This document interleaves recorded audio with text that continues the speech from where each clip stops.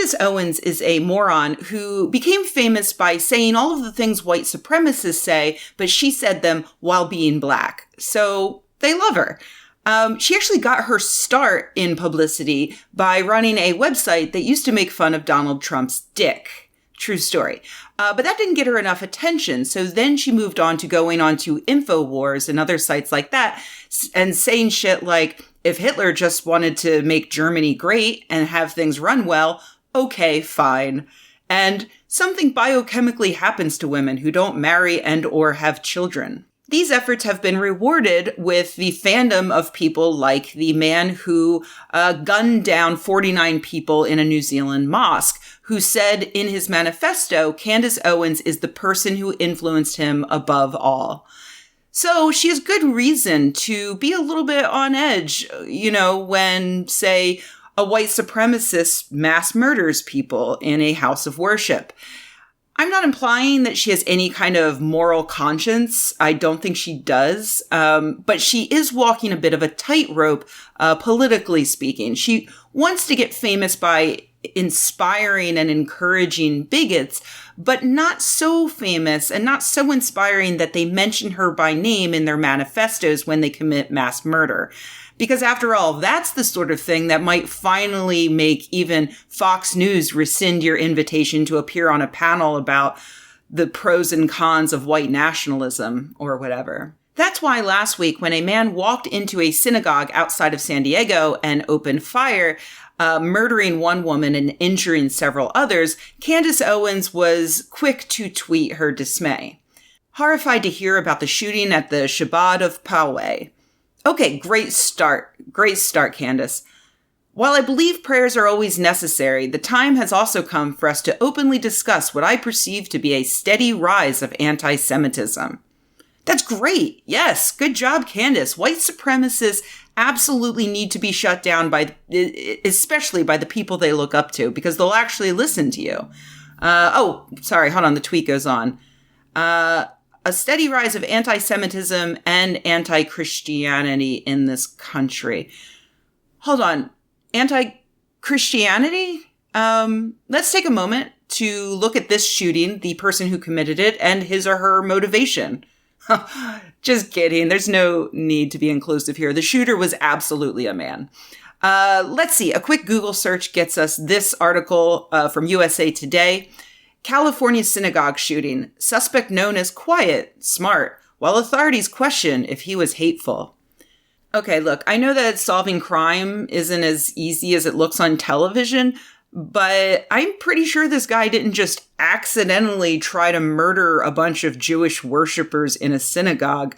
I'm going to go with definitely hateful on this one, but let's read on. Before Saturday, John T. Ernest was known only as a quiet, successful student and an accomplished pianist. On Sunday, his church reeled, calling a special session to it. Whoa, hold on. Sorry. His what now? His church, did you say?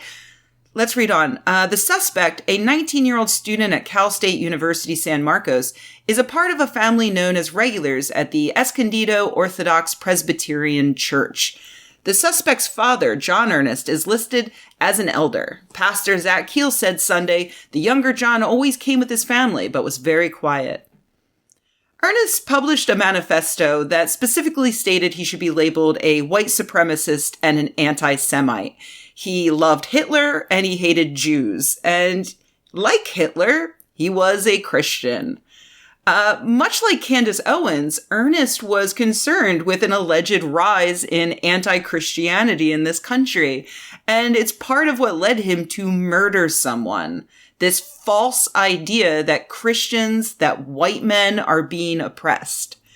Owens is pushing the old Judeo-Christian narrative, which she's tweeted about before. This country was built upon Judeo-Christian values. The left routinely mocks Christians, defends anti-Semitism, and yet demands we all shut up about Islam. I'll be honest, I actually never really thought about the term Judeo-Christian values before I read this book by my friend David Niosi, Non-Believer Nation. I highly recommend it.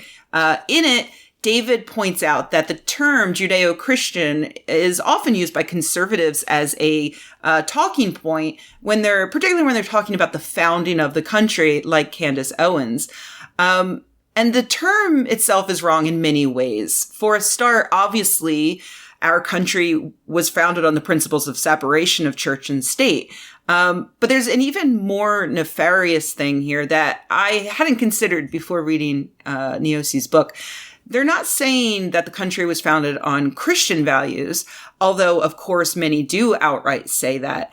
The ones who say Judeo-Christian are actually attempting to conceal the fact that they really just mean Christian.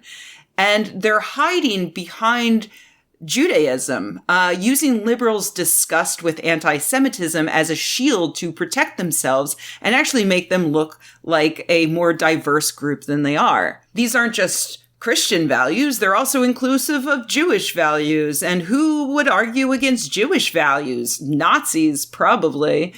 It kind of makes sense in their own warped way. In fact, as Neosi points out in his book, not only was America not founded on Judeo-Christian values, but the idea of Judeo-Christian values didn't even truly exist until the middle of the 20th century. The short story is that after the Holocaust, many people of various faiths wanted to incorporate Jews more into the cultural mainstream as an act of solidarity and to stop people from othering those of the Jewish faith.